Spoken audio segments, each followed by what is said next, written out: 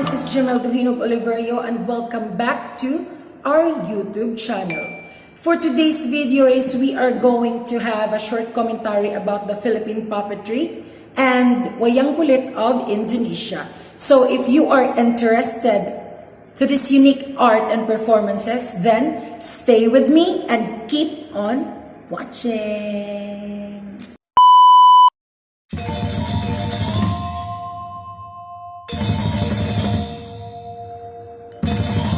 It is believed that the art of Wayang Kulit was imported to Southeast Asia from India. Wherever it is originally came from, this unique art and performance has remained a crucial part for both Japanese and Balinese culture for centuries. As many years passed by, Wayang Kulit is thought to be one of the oldest continuous traditions of storytelling in the world. And because of that, UNESCO designated this kind of performance as a masterpiece of oral and intangible heritage of humanity by the year 2003.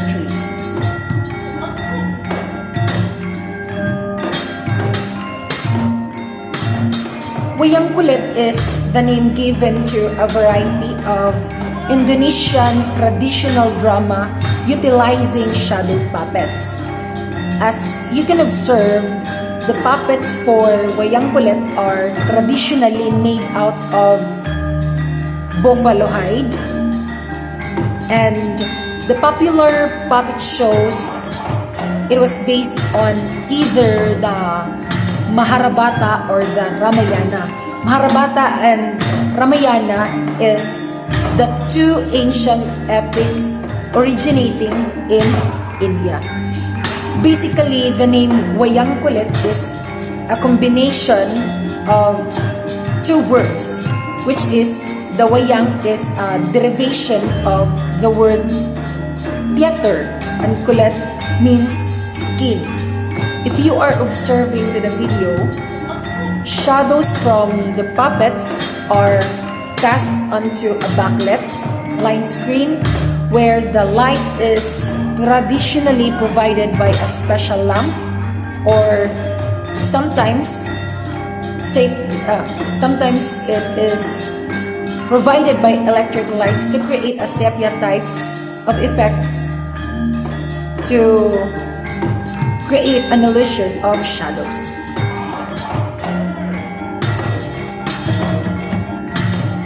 The stylized puppets are carefully designed to provide a symbolic information about the characters, and most people in Indonesia can recognize the most popular characters of sight.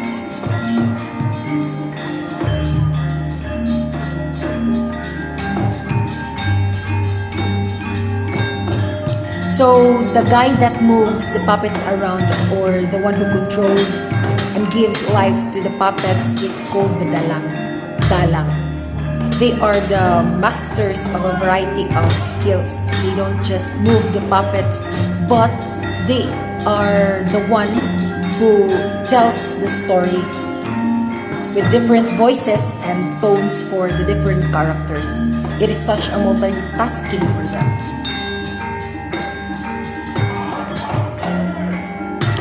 So, as this shadow puppets show started, it was accompanied with different sounds and music by the gamelan orchestra during the performance to make the shows more interesting and lively for the viewers.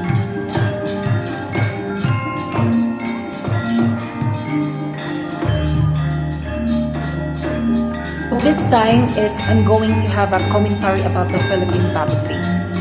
It is really hard to trace where the beginning of Philippines puppetry started, but some study shows that it started during the Spanish period. But some scholar said that it has already happening before the Spanish colonization, since it is an art form, particularly cave type forms of art during the time of indigenous Filipinos as a means of communication, and shadow plays are happening even before the civilization.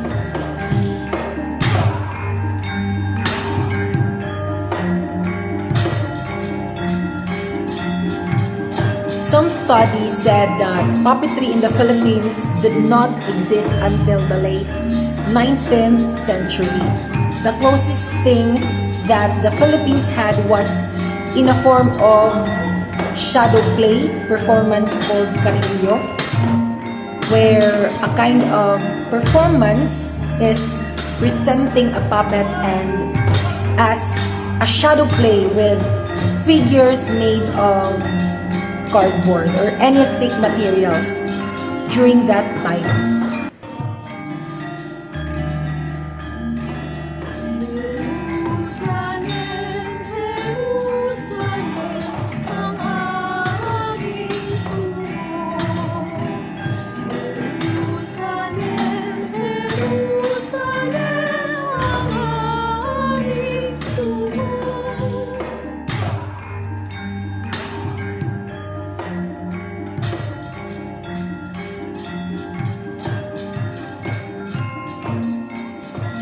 So, it is said that the carillo is very popular in Calamba, Laguna, where national hero Dr. Jose Rizal as a boy used to play with the shadow puppets.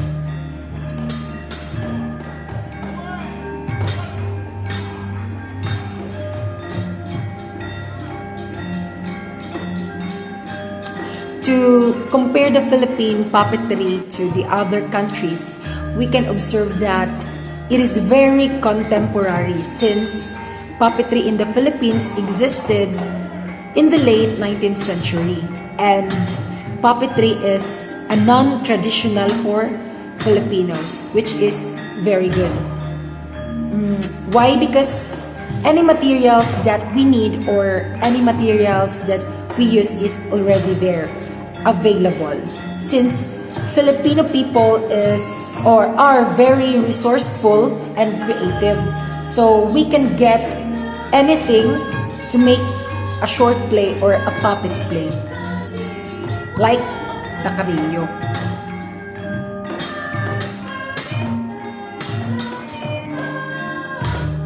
So, as contemporary puppetry in the Philippines introduced to Filipino audiences as part of theater for young audiences, the different groups or puppeteers have largely specialized in the different puppet forms, such as like the Muppet Rod puppets, shadow puppets that is based on Asian models. They use black theater as a technique. Then gloves puppet, which is using some gloves, string puppets, ventriloquism, which is a puppet shows with a combination of magical illusions. Because children or audiences loves magic, so they use it as another way to convince audiences. So, as of these days, puppetry is relatively young to Philippines as year passes by.